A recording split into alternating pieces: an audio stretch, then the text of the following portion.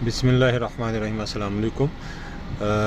Sialkot Lahore motorway से मैं गुज़र रहा था तो आज की ये जो रिसेंटली बारिश हुई है, बल्कि पिछले 2-3 दिन में, उसके बाद उसका एग्रीकल्चर पे बहुत ज़बरदस्त इम्पेक्ट आएगा। एक तो ये शुमाली पंजाब और वस्ती पंजाब में जो काश्त होता है धान की काश्त, उसके लिए जो ज़बरदस्त ये मौसर होगी और उससे किसानों को काफ़ी फ़ायदा मिलेगा। और अभी हम देख रहे हैं कि ये किसानों ने जो ज़मीन है उसको मुंजी की फ़सल के लिए, धान की फ़सल के लिए तैयार करना शुरू कर दी है।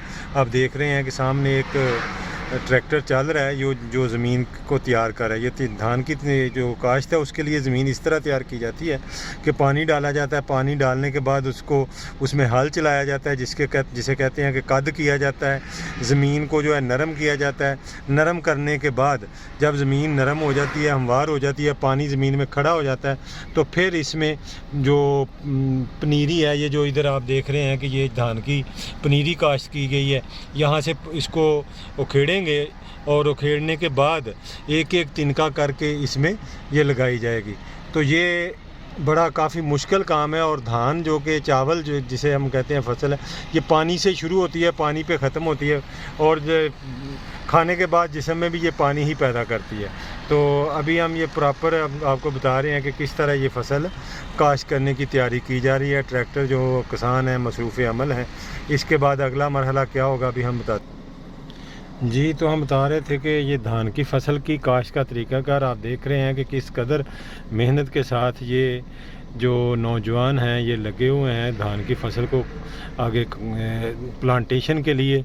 यानी पहले ये पनीरी वहाँ से उखाड़ने के बाद, यानी जिस तरह मैंने बताया कि ये जो कद हुआ है इसके अंदर ये अब बहुत ही इन्हमाक के साथ, प्रॉपर वक्फ़ों के साथ और बहुत तरतीब के साथ जो है ना ये काश्त किया जाएगा। आप देख रहे हैं कि ये जो खेत का हिस्सा है ये प्लांट हो चुका है। यहाँ उन्होंने ये पौधे जो निकाले हैं वहाँ से निकाल के इधर प्लांट कर दिए हैं, तो बाकी ये आगे करते जा रहे हैं। ये आज ये सारा जो आगे फील्ड तैयार है धान के लिए, ये सारा काश्त करेंगे।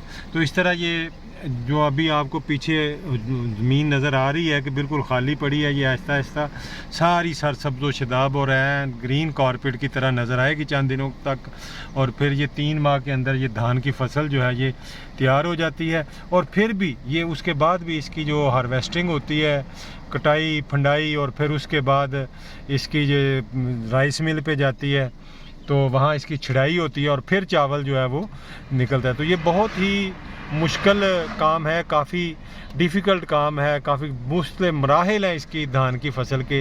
यानी पहले पनीरी काश्त करना, पनीरी काश्त करने के बाद उसको वो पनीरी जब ये एक ख़ास रीज़नेबल हद तक पहुँचती है तो कद तैयार बनाना, ज़मीन तैयार करना, उसमें ये प्लांटेशन, फिर उसके बाद इसकी देखभाल और उसके बाद फिर हार्वेस्टिंग के बाद फिर ये शैलर पे जाएगी और वहाँ इसकी जो है ना वो चावल के ऊपर जो एक होती है तो होता है वो उतारा जाता है और उसके अंदर से चावल निकलता है। फिर उसकी जो है ना क्या कहते हैं, क्वालिटी को बेहतर बनाने के लिए उसकी छिनाई वगैरह करने के बाद ये चावल बैरून मुल्क भी भेजा जाता है और हम लोकल एरिया अपना पाकिस्तान में भी खाते हैं। तो इसके साथ ही लगता है कि आपको काफ़ी पसंद आई होगी ये सारे मरहले धान के। आप चावल खाते तो हैं घर में, लेकिन आपको पता भी होना चाहिए कि चावल ऐसे ही तैयार नहीं होता। ये जो किसान अपना खून पसीना एक करते हैं, इनकी शबाना रोज़ मेहनतों की वजह से ये हम लोग अपने घरों में बैठकर चावल की मुख्तलिफ़ डिशें तैयार करके मज़े से उड़ाते हैं। अल्लाह हाफ़िज़।